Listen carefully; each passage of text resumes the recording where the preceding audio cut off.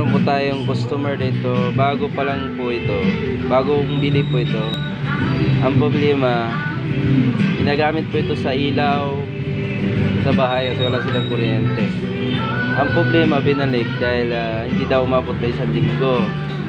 Ngayon, inalam ko kung ano ang kwento. Ang kwento, ganare. Meron daw siyang kilala na medyo mayabang ng konti.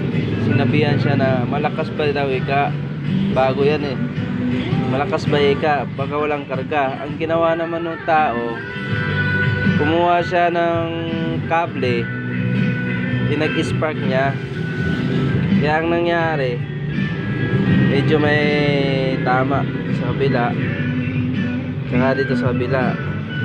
Ang ginawa kasi, in-spark niya, baga ginamit ng parang sinorted niya.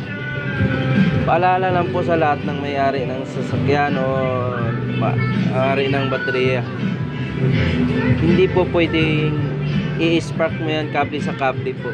Kung gusto nyo i-test yung baterya nyo, dalhin nyo po sa mga shop center po ng baterya. Hindi yung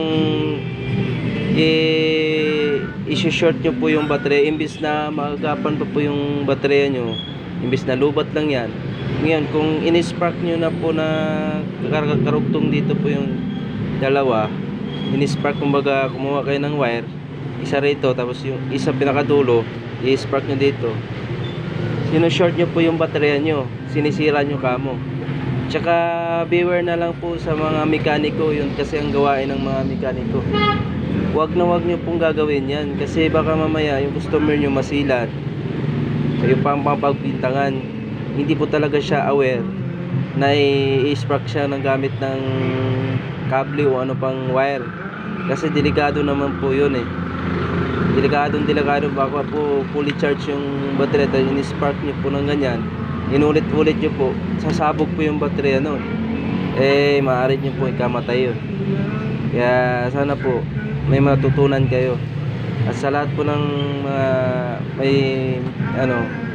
baterya, huwag nyo po i-spark dulo sa dulo. Kung gusto nyo pa-check, dalhin nyo po sa shop center.